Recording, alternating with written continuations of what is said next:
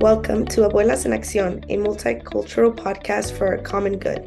I am the newest co-host, Itzia Mejia, and I'm here today with my co-host, Marie Dahlstorm. Today, we are joined by Washington State University English professor Bryan Fry and my WSU students, Alex Diaz and Diana Rodriguez. Together, we will share a journey and experiences with using writing as a tool to express and connect and heal. In an attempt to begin our collective journey to reclaim the power of writing through a different lens, this group used the I Am From poem. The I Am From poem empowers students to write about their own experiences. It also reminds them that their experiences are always centered in the world, our memories, and personal landscape, our place of being. Thank you, Itzia. It's an honor and a pleasure to be with everybody on this episode.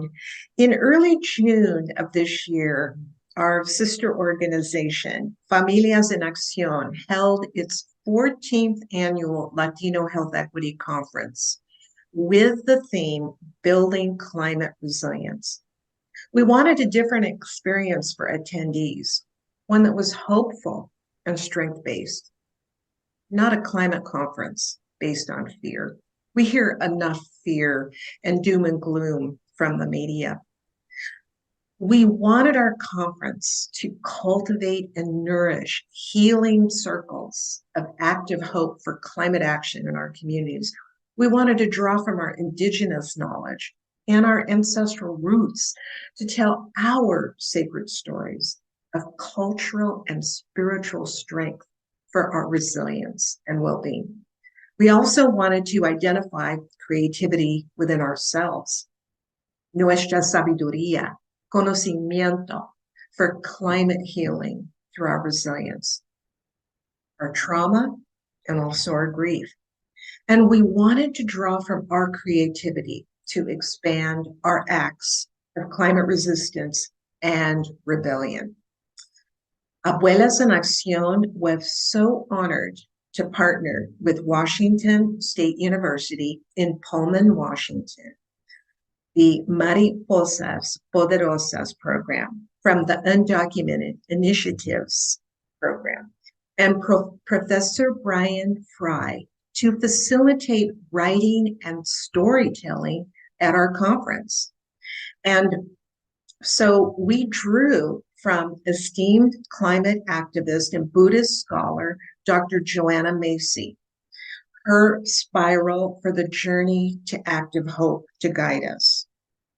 We started with gratitude. Gratitude gives us the strength to face life's challenges and the unknown of the future of climate change, the future of our world, the future of our lives.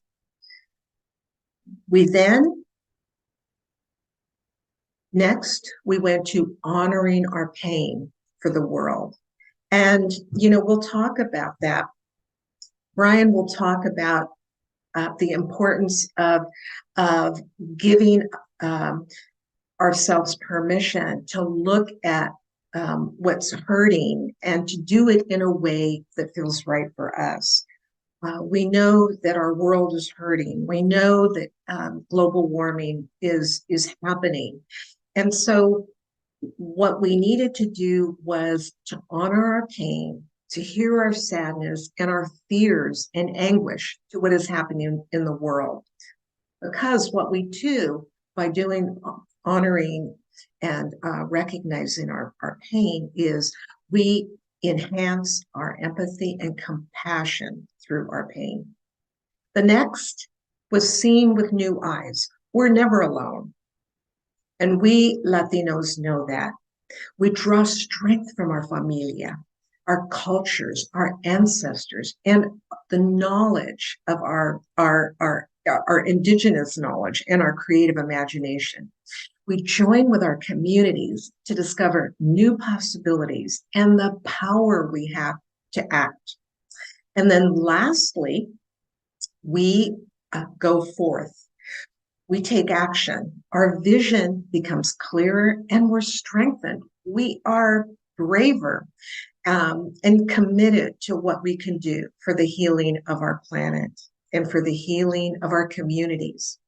We are so grateful to WSU and Professor Bryan Fry, who has taught us that through our stories and creative power, we can expand our acts of climate resistance and rebellion.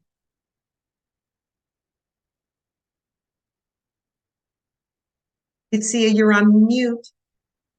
Sorry. I was one of Bryan's students at WSU, and that is where my lens on writing changed completely. And it wasn't even a creative writing class that I was taking with Bryan, it was a technical writing class. But he shared poems every day, and one of them being an I am from poem. And immediately I connected that to my work with Mariposas, because we also used an I am from template.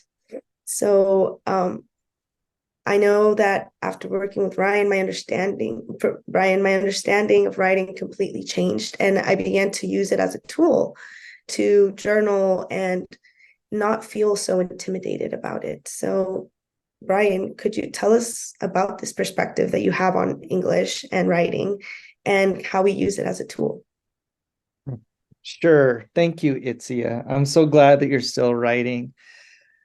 I have always loved sound. I love music.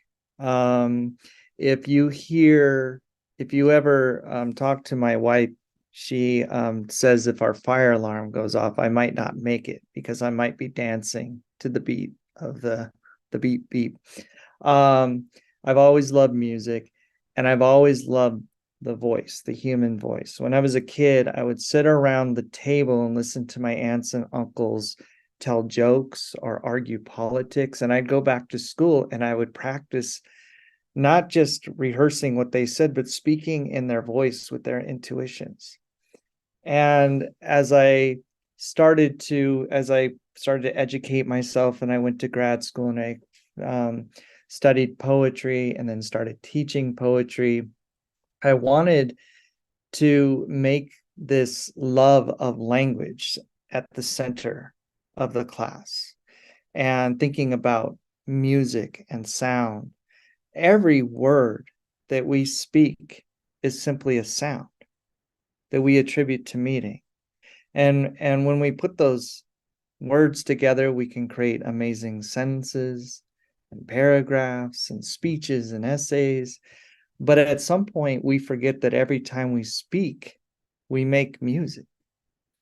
And we all have access to this music making. We don't have to sound like Shakespeare or Robert Frost. We can sound like my aunts and uncles sitting around the table, or your aunts and uncles sitting around the table telling jokes, speaking politics, and that it's just as complicated.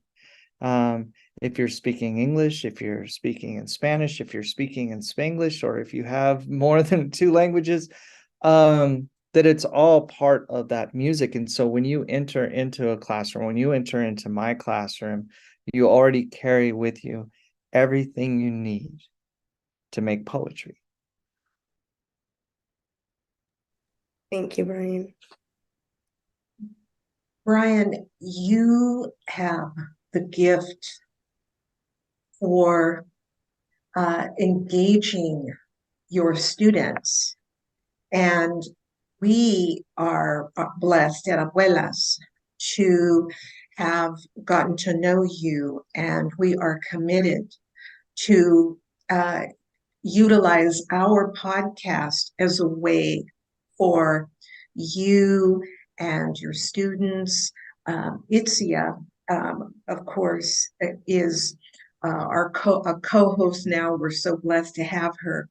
But I just can't think of a greater gift than you sharing your love of writing, your love of the everyday language, and for all of us to understand how we are all gifted. We have that in us, and yet for many of us, it's been dormant, and we didn't know we had it.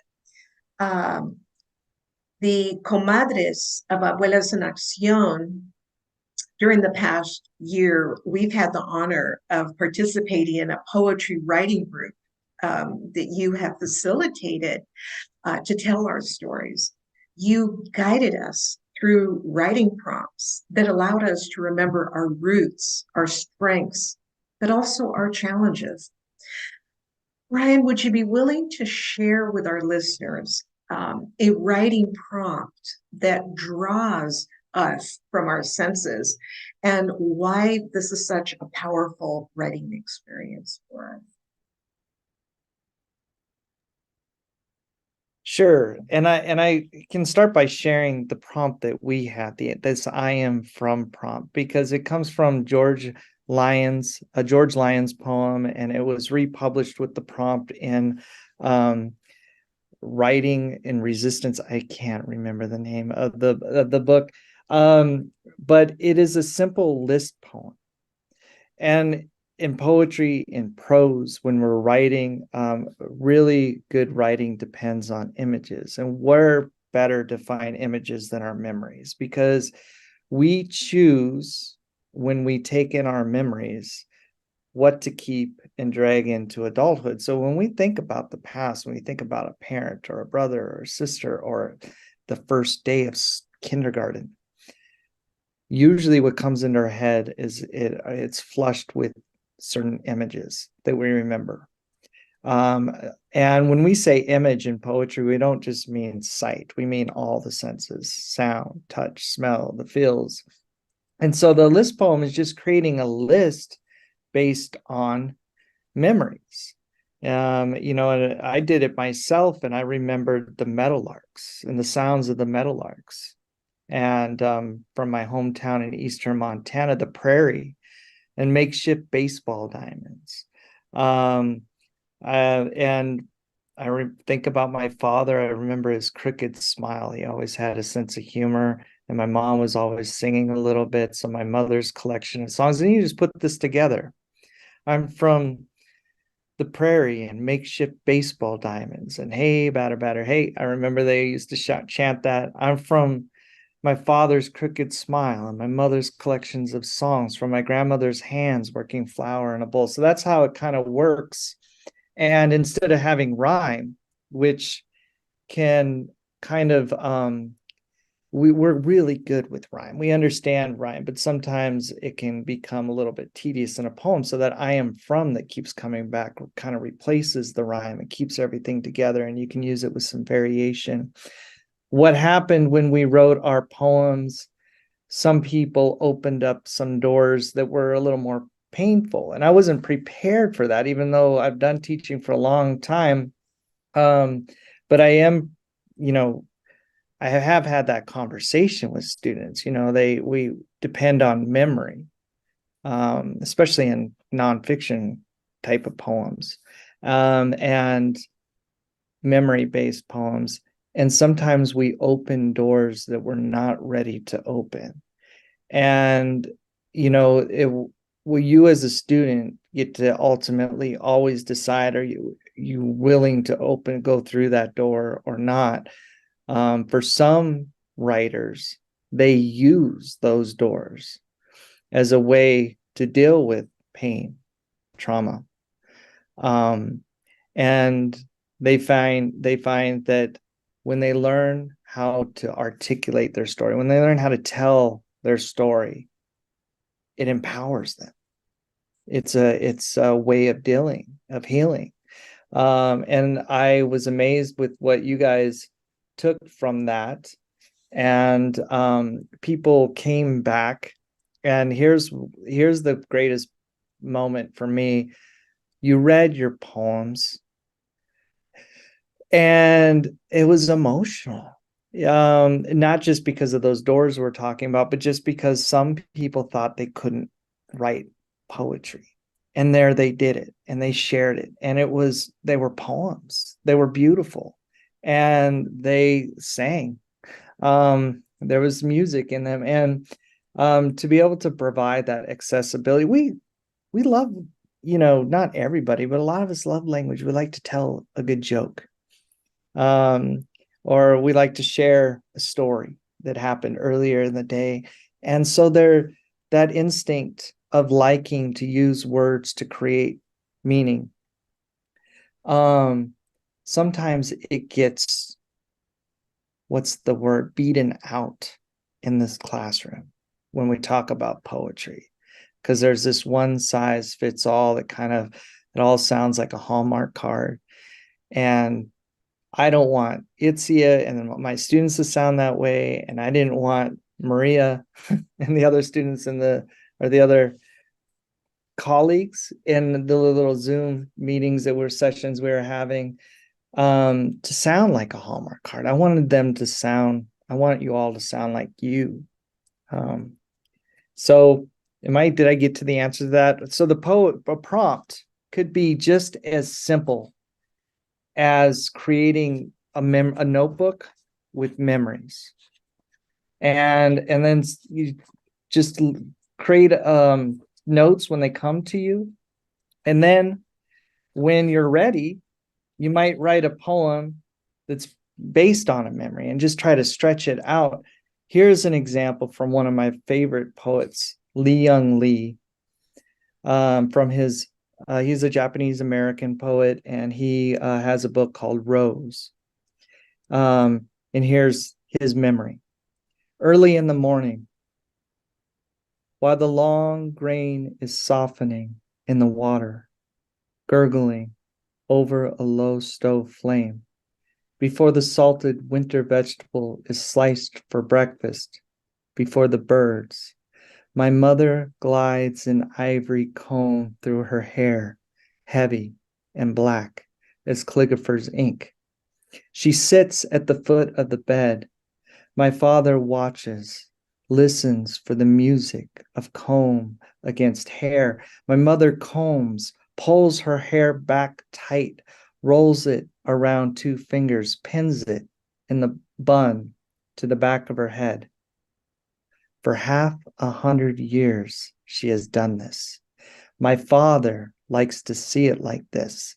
He says it is kempt, but I know it is because of the way my mother's hair falls when he pulls the pins out, easily, like the curtains when they untie them in the evening.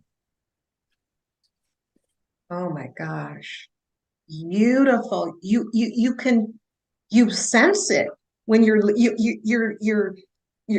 in that moment when he's Yeah, and you describing. can imagine Lee Young Lee, trying to draw out a poem and just going back to a memory. And it's a simple memory. His mother brushing her hair, his father watching her, his mother brush her hair. And if you want to do one other complicated thing, there's always this, often this turn in a poem. And you see the turn there where she pulls up her, hair, pins it in a bun to the back of her head. And he says, he likes to see it like this. He says it's kempt, but then the turn. But I know it's because of the way her hair falls when he pulls the pins out. How romantic is that? And it seems very stern, and then suddenly there's that turn. So that's a nice way we talk about how to get out of a poem. And so that change of direction, we call it the turn, is one way. So if you want to play at home doing this, think about imagery, think about sound, think about the turn. Well, I can't wait for Itzia and Alexandra and Diana to be sharing their poems and their experiences. I just wanted to add one more thing, and it was really an important moment in my life, Bryan, to put words and images down for my experience as a first-gen familia Latina and the immigrant experience. I have had so few moments in my life having worked hard to succeed, going to college as an undergrad and grad school, getting full scholarships to do that, and working hard because as so many of us, I wouldn't have come to this point in life without my family working very hard to make sacrifices. And so much of the time in our family, we were surviving and getting through life and working hard. And I would have to say that the prompts, the writing prompts that you guided us through opened up a new world for me in terms of going back and realizing the beauty of what we experienced, giving name to the immigrant experience, giving name to racism, giving the name to trauma, but also the name to the joys that we had in our culture, our family, and our ancestors. So I encourage our listeners, we're going to be talking more about this, and I encourage you to try the prompts that Bryan has mentioned. And if you need to go back and re-listen to be able to stop it and spend time writing, do it. It's beautiful, it's healing. Thank you, Bryan. You're welcome. Thank you. Thank you. It was, I know for me, having those meetings really gave me the time. I feel that's something that we hear a lot, especially nowadays, that, oh, I don't have the time to sit down and just write.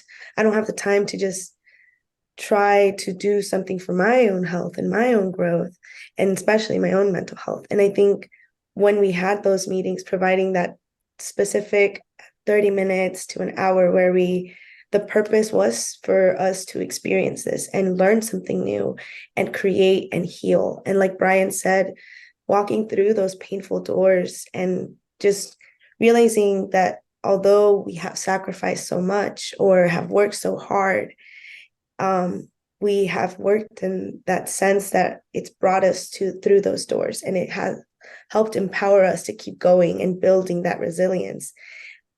And I mean, after nearly a semester of working through the writing and mindful exercises, we were able to create this liberating poem.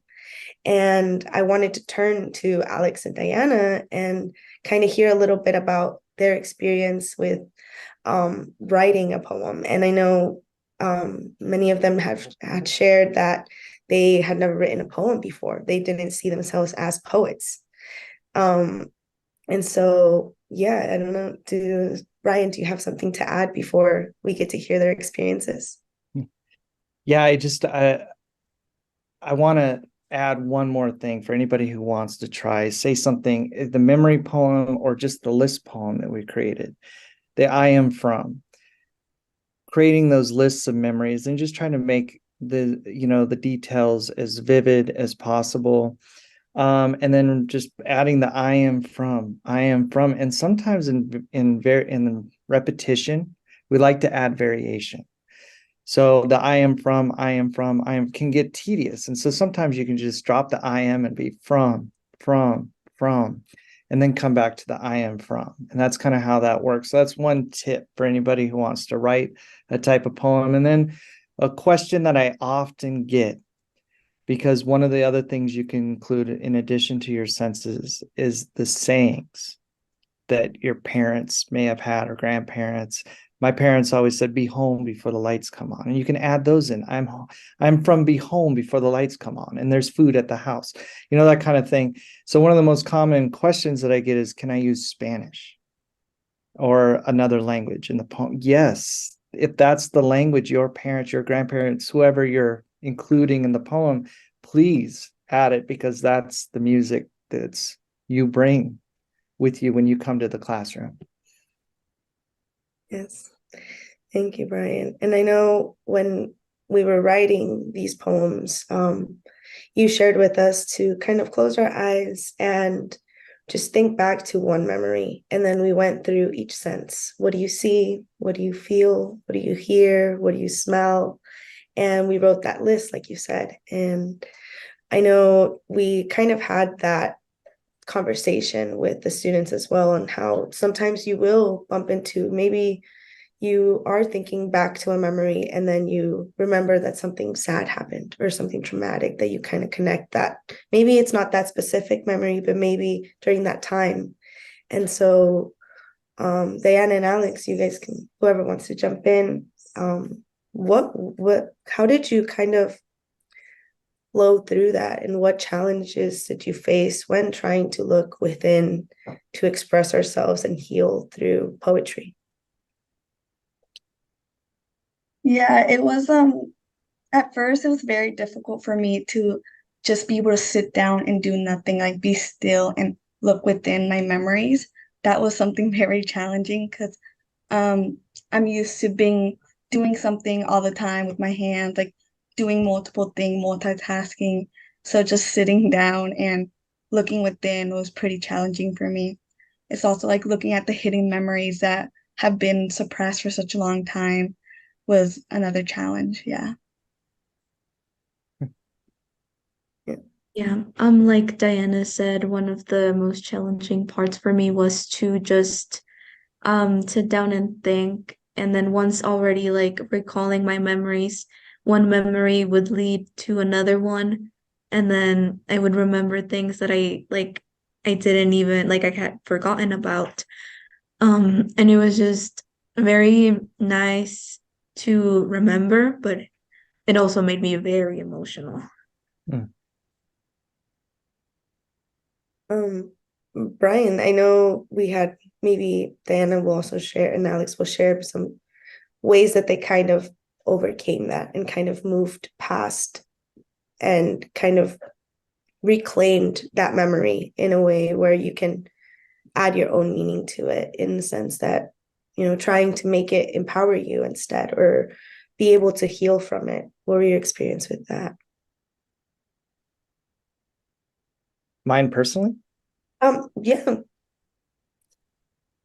Well, for me, the first time I opened one of these doors, it was my mother, who was kind of in and out of our lives. But the image that I always saw with her was she was a smoker, and she always had a cigarette. And I remember one particular memory, sitting in the back of her car, and she noticed me watching her smoke, and she turned around and she blew smoke rings out, kind of a way to entertain a 5-year-old or a 6-year-old. It's one of my earliest memories. And I remember the smoke rings kind of expanding and then hitting the roof of the car and breaking. And when that image came to me, I thought, isn't that my mother? More smoke than human, there and not there. And so sometimes the images that come, like I said, there's a reason why we hold on to them. My professor used to simplify it. Kim Barnes, at the University of Idaho, when I was grad school, she said, "You always have your thing and your other thing." So even though you're writing about the image of your mother's smoke, you're really writing about how she was often absent, almost like an apparition, almost like smoke.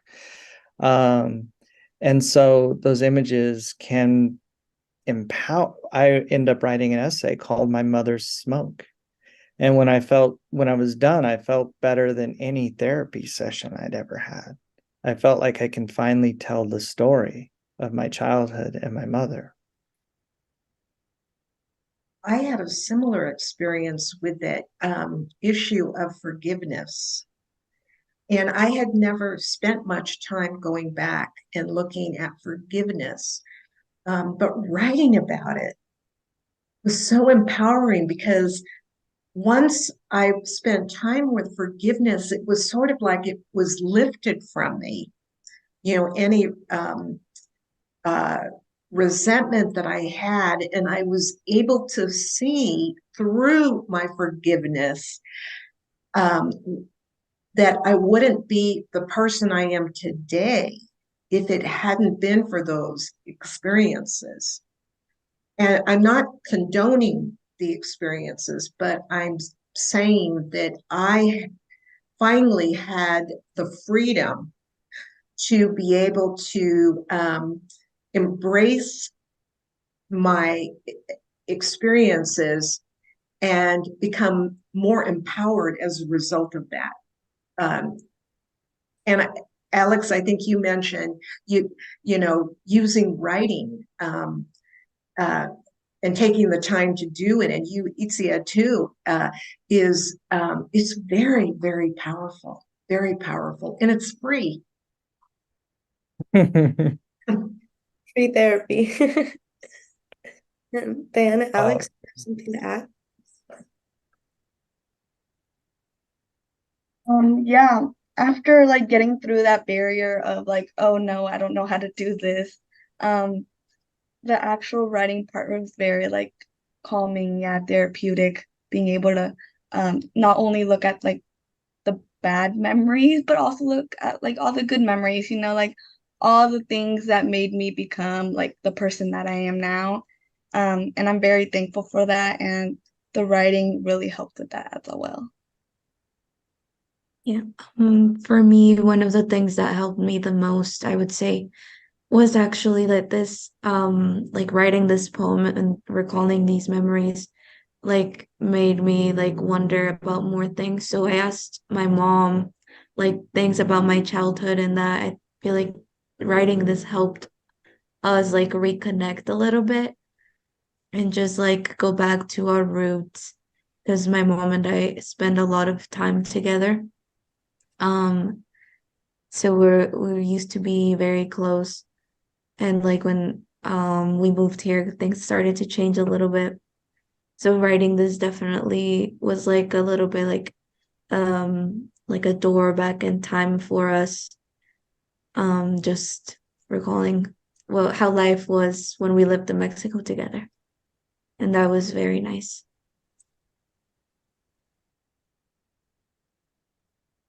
When you read your poems at the conference, it was during a kind of interesting time because people were, I think, eating dinner and there was a little bit of clanging of forks and people talking on a low. But when you guys read your poems, people stopped and you blew their socks straight into the dryer. They were very powerful poems. And I guess, you know, for me to end off on something like this is just to say, I want every single person to have that experience of creating and feeling empowered to use language, not the language that's grammatically correct and Shakespearean and all that stuff we're talking about, but the language that they hold inside of themselves and the memories that they hold inside of themselves. And as soon as you say them, if you believe in those words, I believe that you can say one word. If you say it just right, you can move the earth. And I just want everybody to have that experience.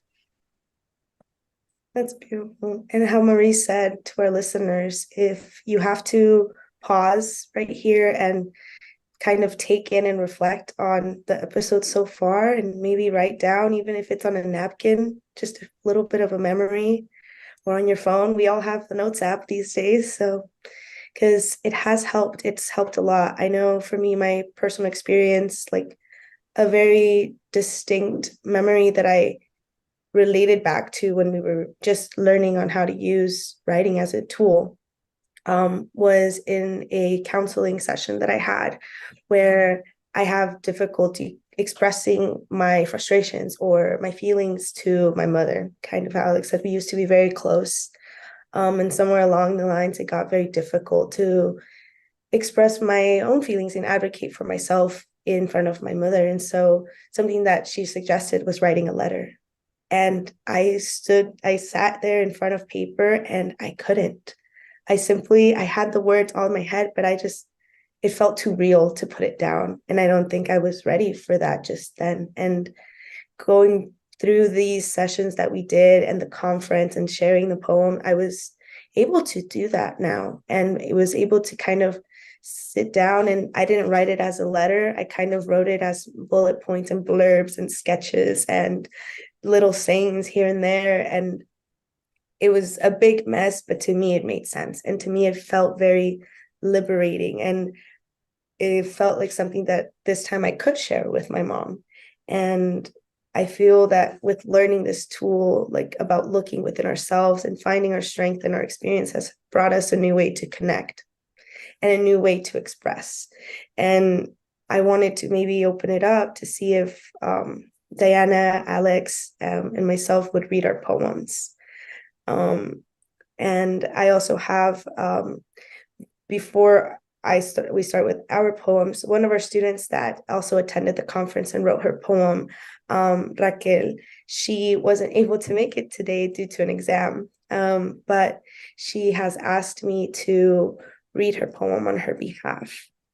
And first, she just wanted me to share a little bit about her experience, but she says that it was in Mariposas Poderosas last year, and she had the incredible opportunity to go to Portland with such wonderful women and read a poem. The other Mariposas and I wrote a poem, an I Am From poem, which I am sure you know by now, of what that consists. And when I first heard about it, I was kind of amazed on how we all use the same format, essentially, and had such different and meaningful results. So I will read her poem now. Moving forth, not only as an individual, not only as a community, but as an entire planet. We move forth as more knowledge, more caring, sympathetic human race. Our community knows no bounds. We've overcome some of the most grueling, heart-wrenching, back-breaking situations imaginable, and yet here we are, echándole ganas, poniéndonos las pilas sin saber qué nos espera el día de mañana. Hemos podido con tanto. ¿Quién dice que no podemos juntarnos por milésima vez para sacar a nuestra gente adelante? Así como nuestros padres y nuestros abuelos pusieron todo su empeño en darnos una mejor vida. Nosotros haremos lo mismo para dejar un mejor planeta para los siguientes habitantes de nuestro hermoso lugar.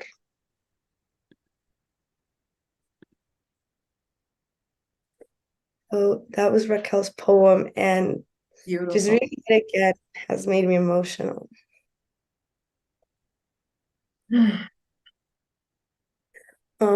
Diana, Alex, would one of you want to share your poem next? Yeah, mine is a little bit different from Raquel's because mine is about hope, so a little bit more happy. I am from pine trees, from wet green grass and mountains. I am from the warm rays of the sun that pierce through the trees and shine down on my face. I am from the sounds of yelling as kids are running, their clothes filled with dirt while their faces filled with joy. I am from the bright blue skies, endlessly filled with fresh, clean air. I am hope, hope that humans and nature can live harmonically, hope for less wildfires, droughts, and floods. I am the future. I am generations filled with fiestas and late night volleyball tournaments. I'm from the smells of enchiladas and pozole, and from the unique spicy taste of my mom's tamales. I'm from loteria nights, from bandas and DJs. I am from family. I am Diana Rodriguez Peña. I think something that we might have slipped on mentioning is that we each kind of had a theme of Joanna Macy's Stages of Hope. So Raquel, she focused on that moving forth part, and Diana was for hope. So we all kind of focused on one of those and based our poems a little bit within that theme. So, Alex, would you like to go next? Yes, I will start now.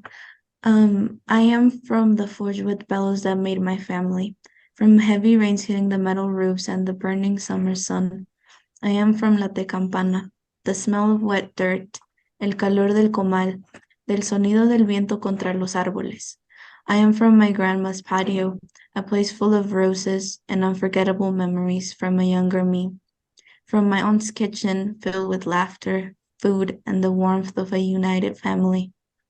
Soy del ojo de agua de Tlajocotla, y de la tristeza recurrente de mi madre al no poder ver a su familia, de los hombros cansados de mi padre.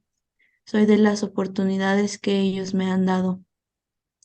I am grateful for Yolanda y Agustina.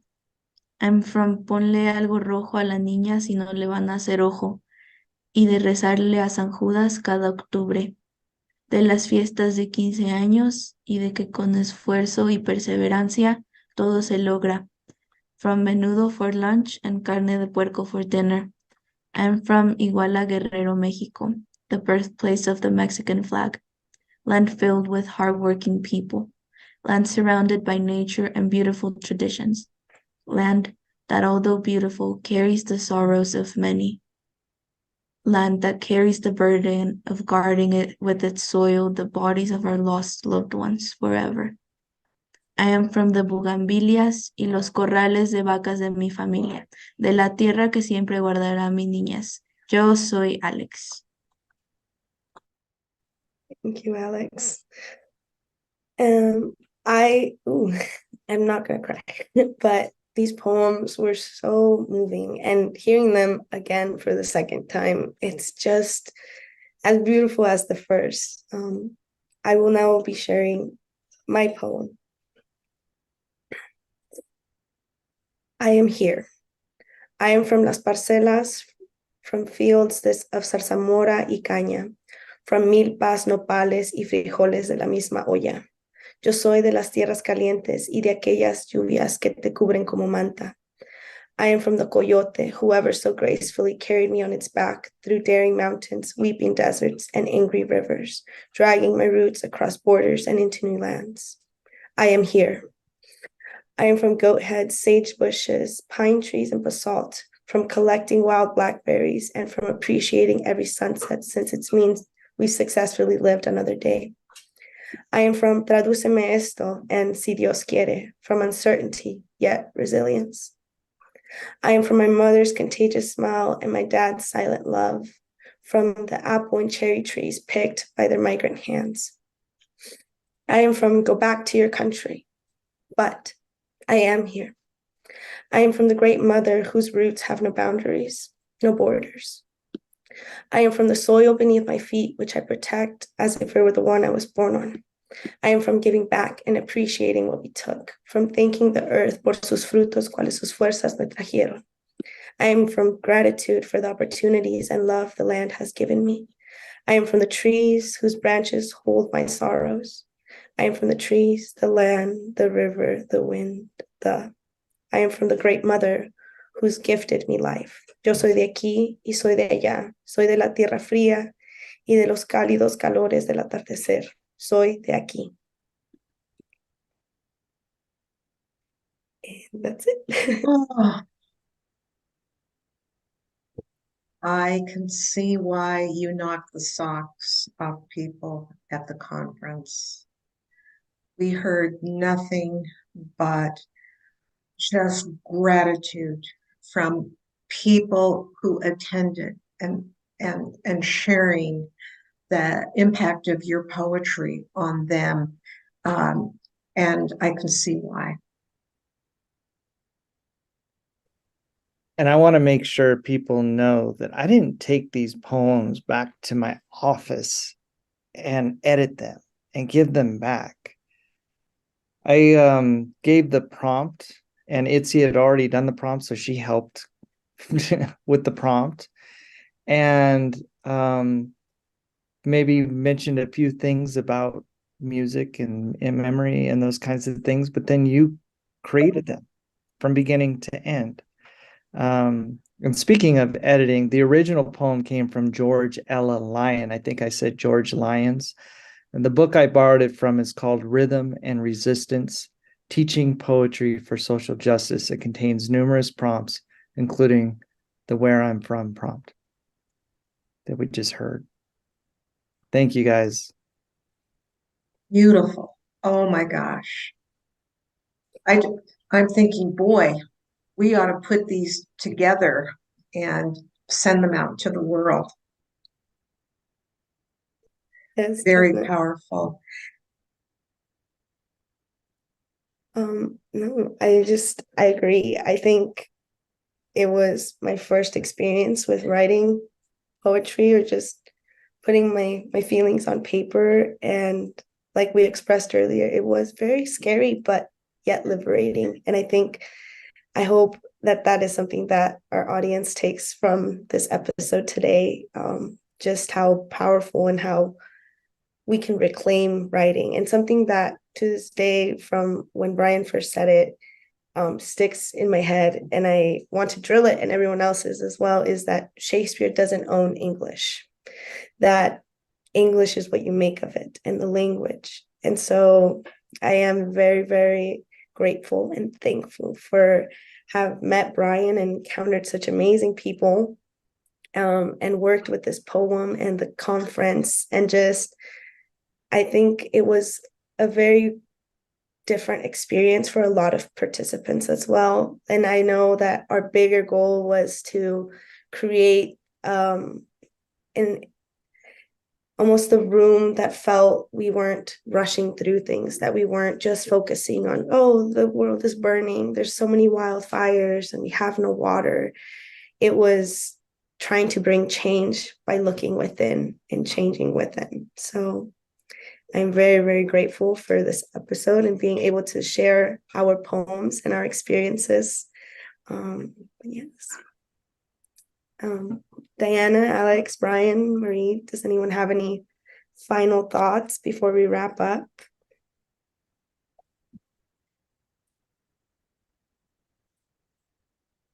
I don't, I'm just really proud of you and the students, the other, Diana and Alex and Marie and everyone else who shared in the poetry. And you just, I don't know if you title these, Marie, but Shakespeare doesn't own English, the power of poetry and memory a place. Might be a good title. I love it. I love it. We do, and I wrote down so many ideas, and I love it. I love it. I have a question. What did your families, how did they, because you definitely have brought up memories for your families by sharing your poetry. Is there anything you'd like to share about the reactions of your parents, your siblings, your uh, familiares? It was kind of funny because I remember writing this and asking everyone's opinion. Like I would re-say it multiple times, and there's a point where they're like, enough, like we've heard it so many times. But it was more of that. The first time I did share it with them, they were really like excited for me. Like they really wanted me, like they knew that this conference was like a new opportunity for me to grow, as well as like within, and also um like speaking skills, I guess. But yeah, I thought it was really funny that they would they heard it so many times that they found it funny at the end.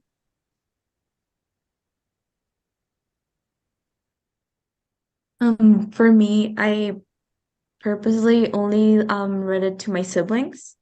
I was like, okay, you guys are gonna help me, and if hopefully it sounds good. I did not want to like say it in front of my mom because I knew she'd make me cry. Um, so that was one of the reasons. So I was like, I'm just gonna wait until I do it in like the conference, and then I'll send her the video. And she did end up crying. Which it's understandable. There's like a lot of things that she can relate to in it because we were together for like all of this. So it also opened like some emotions for her Yeah. and for my dad. I think my mom actually, I didn't even think that she would read it, but before the conference we were trying to print out copies, and I was already back in my hometown for the summer. So my mom, I emailed them to her work and I asked her to please print them out for me. And I had no names, nothing, but she then, when she gave them to me, she commented, she's like, I loved your poem. It made me cry. And I was like, how did you know it was mine? And she's like, los frijoles de la misma olla. And it's something that I grew up saying as a little girl.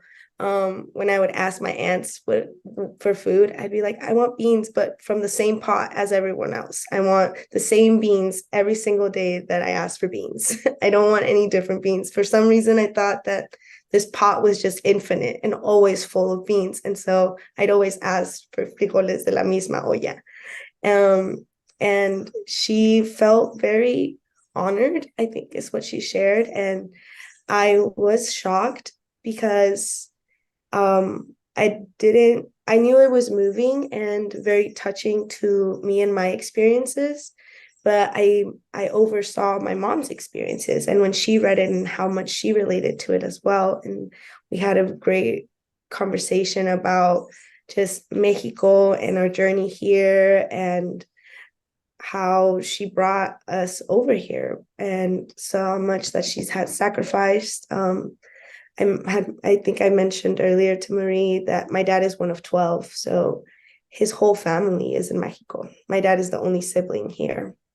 And it's very isolating. And I've talked about how isolating it has been for me. But I think with the poem, it helped me connect with them and have these conversations that I don't think we ever really wanted to talk about, because it is very traumatic for them and for myself. And it opened that door of emotions, but it also opened the opportunity for talking and healing from it. So I'm very grateful for the poem.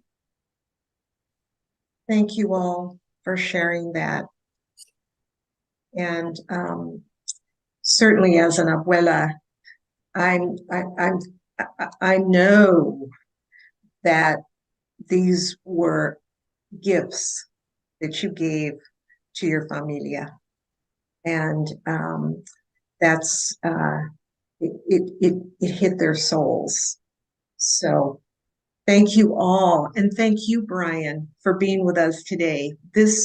It has been amazing, and like Itzia said to all of our listeners, begin by just jotting down those memories, and you can do it on anything. And like you said, on our iPhones, we can write notes, and I actually do that. And I actually have a little tablet that I carry around now in my purse to be listing some memories and maybe a poem. But this has been a wonderful experience, and we are honored to have had you, our treasured listeners, and we hope you will join us again on Abuelas en Acción. And we all thank Familias en Acción for their amazing conference and their commitment to abuelas. And I'd like to say that even though our comadres Rosemary Celaya Alston and Consuelo Zaragoza and our compadre Izzy Ventura are not here, we hold you in our hearts, and you were here in your spiritually. Thank you all again for joining us. Adios.